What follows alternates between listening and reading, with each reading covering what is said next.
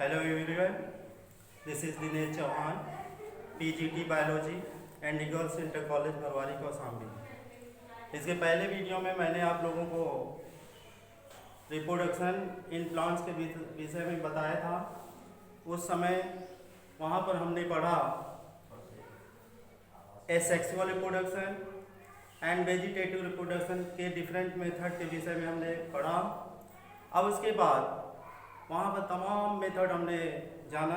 जैसे अगर vegetative reproduction की बात करें तो उसमें दो मेथड होते हैं, एक नेचुरल और दूसरा आर्टिफिशियल। नेचुरल में कोई भी मनुष्य का उसमें योगदान नहीं होता है, और आर्टिफिशियल में जैसे कटिंग है, ग्राफ्टिंग है, ये सब आर्टिफिशियल वेजिटेटिव प्रोपगेशन के अंतर्गत ये सब आता है।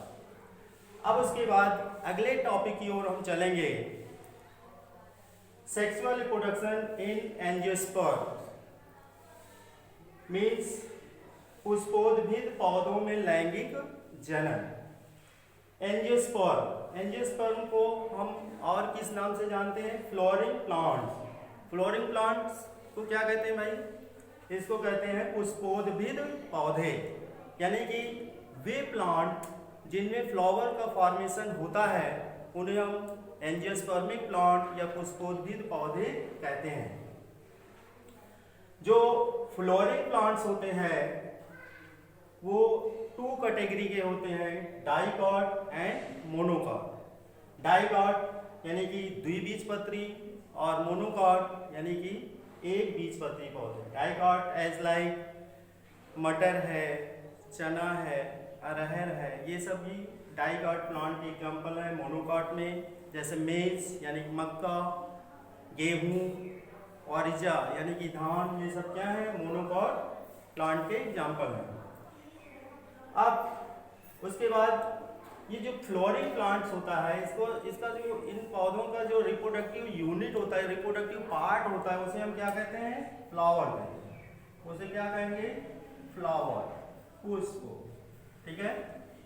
अब एक अगर फ्लावर का हम स्ट्रक्चर बनाएंगे तो प्रत्येक फ्लावर में 4 पार्ट होता है। इसके पहले आप लोग 11 क्लास में पढ़ चुके हो एनाटॉमी ऑफ फ्लावर, यानी कि फ्लावर के डिफरेंट पार्ट के विषय में आप लोग जान चुके हैं। फिर से यहाँ पे रिवीजन कर लेते हैं। This is structure of flower, structure of flower.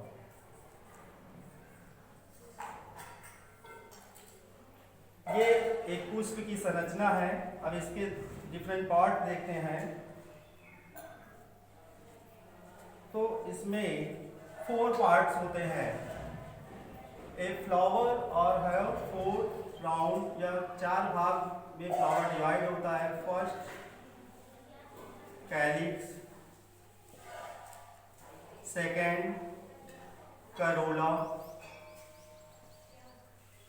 Third androecium,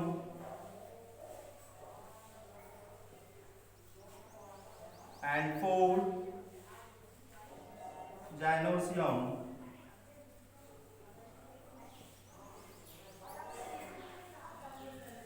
यानी कि कैलिक्स। ये फ्लावर का फर्स्ट राउंड होता है, सबसे बाहरी पार्ट होता है। इसे हिंदी में वाह्य दल पुंज कहते हैं और इसकी इकाई को हम सेपल्स कहते हैं। Corolla, this is second round of flower. Unit of corolla are called petals.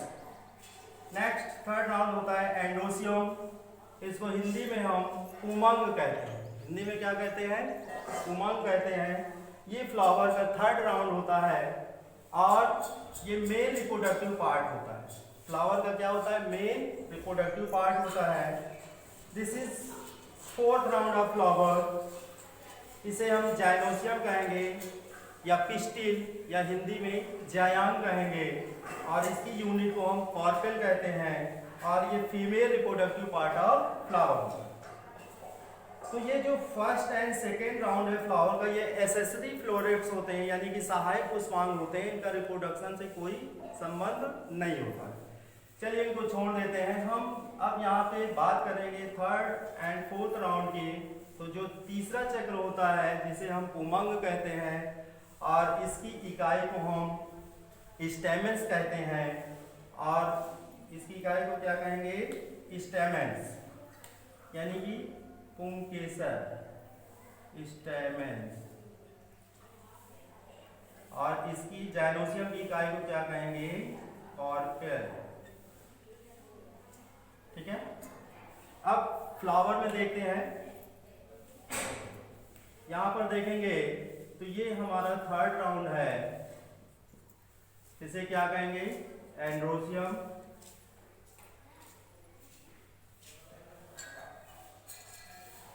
ये फोर्थ राउंड, फ्लावर का फोर्थ राउंड है, इसे जाइनोसियम कहेंगे। जाइनोसियम की यूनिट क्या है? कार्पेल। एक कार्पेल जो है 3 पार्ट्स में डिवाइड होता है, ऊपर की ओर stigma, then style, then oval. ठीक है, यानी कि कार्पेल 3 पार्ट में डिवाइड होता है, स्टिग्मा, स्टाइल एंड ओवल। ये फोर्थ राउंड था। थर्ड राउंड जो हमारा होता है एंड्रोसियम, इसकी यूनिट क्या होती है भाई? इसकी इकाई को हम स्टेमेन कहते हैं।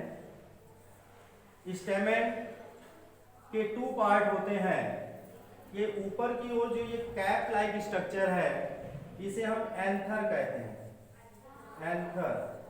ठीक है, जो स्टेमेन का ऊपरी चौड़ा कैप लाइक टोपीनुमा भाग होता है, इसको हम एंथर कहते हैं। और जो एंथर होता है ये एक फिलामेंटस यानी कि तंतु लाइक संरचना से फ्लावर से अटैच होता है, थैलमस भाग से उससे अटैच होता है, उसे हम क्या कहते हैं? Filament, filament.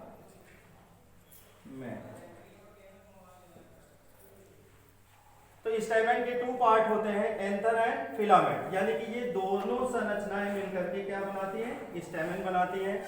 स्टेमेन क्या होता है? फ्लावर का मेल रिप्रोडक्टिव पार्ट होता है। तो अब यहाँ पर हम male reproductive part and female reproductive parts की स्ट्रक्चर्स, और इससे जो गैमेट का फॉर्मेशन होता है, मेल गैमेट और फीमेल गैमेट का कैसे फॉर्मेशन होता है, और इस प्रोसेस को क्या कहेंगे, उसके विषय में हम लोग यहाँ पर जो है डिटेल में स्टडी करेंगे। तो पहले हम लोग पढ़ेंगे स्ट्रक्चर ऑफ स्टेमेंस, और इसमें जो मेल गैमेटोफाइट बनता है उसका फॉर्मेशन, उस प्रोसेस को क्या बोलेंगे, उसके विषय में हम लोग जानेंगे।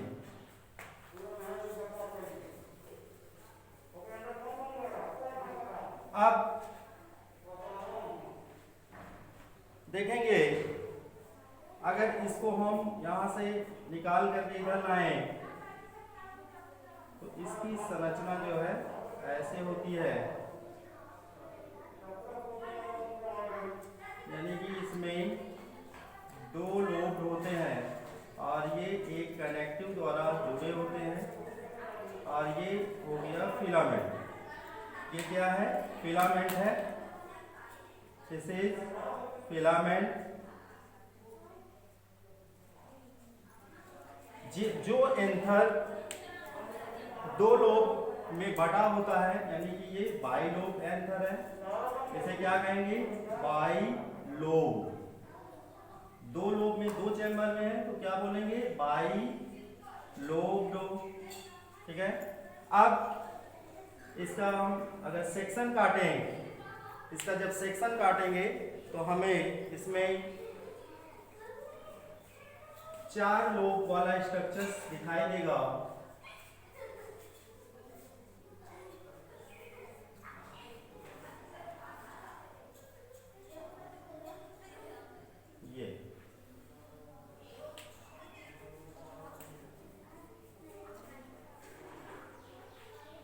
ये हमने एंथर का सेक्शन काट दिया। अब इसके डिफरेंट लेयर के विषय में जानेंगे। इसमें कितने लेयर होते हैं? मैनी लेयर होंगे। तो जो सबसे अंदर का लेयर होता है, इस वाले लेयर को हम टैपिटम कहते हैं। क्या कहेंगे? टैपिटम।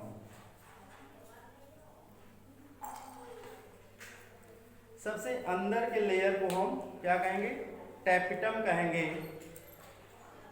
ये टैपिटम का क्या कार्य होता है भाई, ये जो हमारा डेवलपिंग यानी कि विकासशील परागकण है उसके न्यूट्रिशन का कार्य करता है, उसके पोषण का कार्य करता है।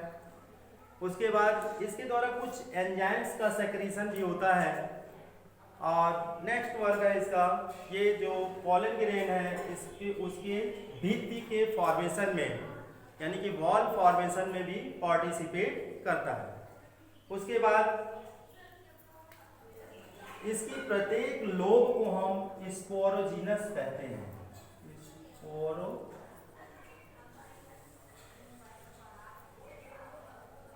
इसकी प्रत्येक लोब को हम स्पोरोजीनस कहते हैं। और इस लोब के अंदर क्या होगी, ये हमारा स्पोरोजीनस हो जाएगा और इसके अंदर तमाम एमएमसी यानी कि माइक्रोस्पोर मदर सेल्स पड़ी होगी। ये क्या है, दिस इज एमएमसी यानी कि माइक्रोस्पोर मदर सेल। अब ये जो माइक्रोस्पोर मदर सेल होती हैं, अब इन्हीं में डिवीजन के द्वारा जो है पॉलन ग्रेन का जो है डेवलपमेंट होता है। अब आप लोग प्रीवियस क्लासेस में पढ़ चुके हैं कि सेल डिवीजन कितने टाइप्स का होता है, 2 टाइप्स का होता है, mitosis and meiosis. Mitosis cell division developing part में पाया जाता है और जहां पर गैमेट का फॉर्मेशन होना होता है वहां पर हमारा मियोटिक सेल डिवीजन या मियोसिस सेल डिवीजन होता है। तो यहां से हम एमएमसी यानी कि माइक्रोस्पोर मदर सेल्स को निकाल लेंगे और suppose this is microspore mother cells. ये क्या है, ये 2n होगी यानी कि इस सेल में टोटल नंबर ऑफ क्रोमोसोम पाए जाएंगे। अब इसमें डिवीजन होगा, फर्स्ट डिवीजन मियोटिक होता है,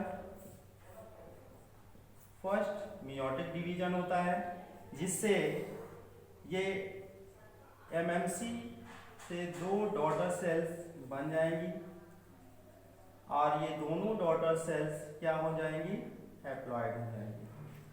अब उसके बाद इसमें जो दूसरा डिवीजन होता है वो माइटोटिक होता है,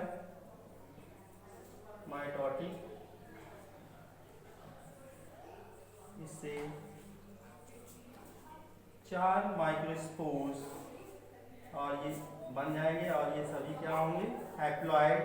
हैप्लॉइड मतलब एन का मतलब क्या हुआ, हाफ नंबर ऑफ क्रोमोसोम यानी कि जितने क्रोमोसोम इस एमएमसी में थे, माइक्रोस्पोर मदर सेल्स में थे, उसके आधे ही क्रोमोसोम्स इसमें आएंगे। क्यों, क्योंकि यहाँ पर कौन सा डिवीजन हुआ है, मियोटिक। मियोटिक यानी कि हिंदी में क्या कहते हैं इसको, अर्धसूत्री विभाजन, अर्धसूत्रण यानी कि जितने भी क्रोमोसोम थे उनकी जो डॉटर सेल बनेंगी उसमें उसके टोटल नंबर ऑफ क्रोमोसोम का आधा क्रोमोसोम ही जाएगा। जैसे सपोज दैट अगर यहाँ पे मान लीजिए 46 क्रोमोसोम्स हैं, इस सेल में कितने 46 क्रोमोसोम्स हैं, तो जो ये डॉटर सेल्स बनेंगी इनमें कितने क्रोमोसोम्स आएंगे, 23 क्रोमोसोम्स आएंगे। उसके बाद जितनी भी ये डॉटर सेल्स, अब यहाँ चूंकि जो है माइटोटिक डिवीजन हो रहा है तो जितना क्रोमोसोम्स इसमें होगा उतना ही क्रोमोसोम्स इसमें भी पहुँच जाएंगे। तो इनमें भी कितने कितने हो जाएंगे, 23 क्रोमोसोम जो है पहुँच जाएंगे। तो ये क्या बन गए, मेल गैमेटोफाइट। Male gametophyte. अब इसका स्ट्रक्चर देखेंगे, इसका स्ट्रक्चर कैसे होता है। सॉरी, अब एक पॉलन ग्रेन का हम स्ट्रक्चर्स बनाएंगे। मेल गैमेटोफाइट यानी कि मेल गैमेट, पॉलन ग्रेन को मेल गैमेट नहीं कहेंगे, क्योंकि जो है वो मेल न्यूक्लियस यानी कि मेल गैमेट को कैरी करने का कार्य करता है, इसलिए इसे हम मेल गैमेटोफाइट यानी कि गैमेटोफाइट कहेंगे। पॉलन ग्रेन यानी कि मेल गैमेटोफाइट जो होता है वो बाइलेयर्ड स्ट्रक्चर्स होता है, बाइलेयर्ड यानी कि दोहरी झिल्ली द्वारा घिरा होता है। इसकी जो आउटर मेम्ब्रेन होती है वो रफ होती है और ये आउटर मेम्ब्रेन रफ होती है और ये एक बहुत सी सेंसिटिव सब्सटेंस से मिलकर के बना होता है जिसे हम स्पोरोपोलेनिन कहते हैं। इस यानी कि जिस सब्सटेंस से ये आउटर मेम्ब्रेन बनी होती है, आउटर मेम्ब्रेन को हम क्या कहते हैं, एक्जाइल। इसको क्या कहेंगे, एक्जाइल। और इनर मेम्ब्रेन को हम एंटाइन कहते हैं, एंटाइन। आउटर मेम्ब्रेन को एक्जाइन और इनर मेम्ब्रेन को हम एंटाइन कहते हैं। जो आउटर मेम्ब्रेन होती है वो बहुत ही एक प्रतिरोधक पदार्थ से मिलकर के बनी होती है जिसे हम स्पोरोपोलेनिन कहते हैं।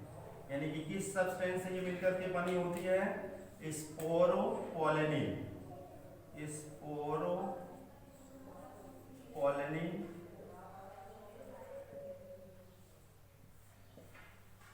इस सब्सटेंस से ये आउटर यानी कि एक्जाइन बनी होती है। इसका वर्क होता है कि ये अत्यधिक तापरोधी यानी कि जो तमाम कंडीशंस, क्लाइमेटिक कंडीशंस से होकर के पॉलन ग्रेन्स को गुजरना होता है, उन सभी विपरीत परिस्थितियों से स्पोरोपोलेनिन जो है इसको प्रोटेक्ट करने का कार्य करता है।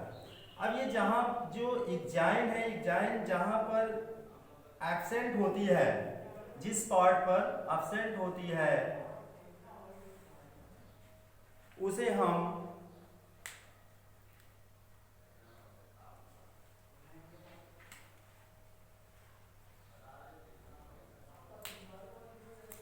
इसके अंदर दो न्यूक्लियस होगा, एक ये छोटे आकार का होगा, इसे हम जनरेटिव न्यूक्लियस कहेंगे। इसे क्या कहेंगे, जनरेटिव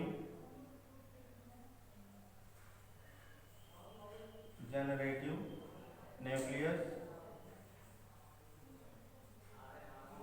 और जो बड़े आकार का न्यूक्लियस होता है इसे हम वेजिटेटिव न्यूक्लियस कहते हैं, वेजिटेटिव, वर्धी केंद्रक वेजिटेटिव न्यूक्लियस कहेंगे।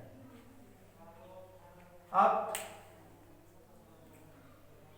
ये हमारा स्ट्रक्चर ऑफ पॉलन ग्रेन हो गया। इसमें कौन कौन सी लेयर्स हैं, बाहर रफ लेयर को, आउटर कवरिंग बाहर की जो रफ लेयर होती है उसे एक्जाइन कहते हैं। एक्जाइन स्पोरोपोलेनिन नामक प्रोटेक्टिव सब्सटेंस से बनी होती है। इसके अंदर की जो मेम्ब्रेन होती है उसे हम एंटाइन कहते हैं। इसका जो इसके अंदर इनसाइड एंटाइन मेम्ब्रेन दो न्यूक्लियस दिखाई देते हैं, एक वेजिटेटिव न्यूक्लियस और दूसरा जनरेटिव न्यूक्लियस। बाद में जो जनरेटिव न्यूक्लियस होता है ये माइटोटिक डिवाइड होकर के यानी कि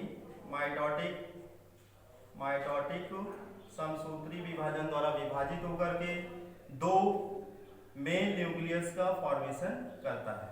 इस तरह से ये इसकी स्ट्रक्चर्स हो जाएगा। अब इस पूरे प्रोसेस को यानी कि यहाँ फ्लावर में जो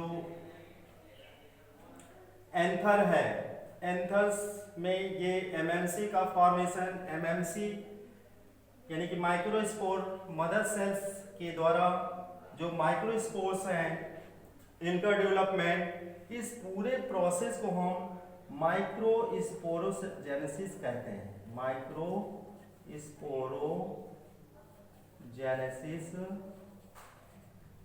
कहते हैं। इस पूरी प्रक्रिया को हम सूक्ष्म बीजाणु जनन या माइक्रोस्पोरोजेनेसिस कहते हैं। अब इसके बाद ये तो हमारा मेल गैमेट का डेवलपमेंट था, यानी कि किस प्रकार से हमारा पॉलन ग्रेन यानी कि जो मेल गैमेट है उसका फॉर्मेशन हुआ।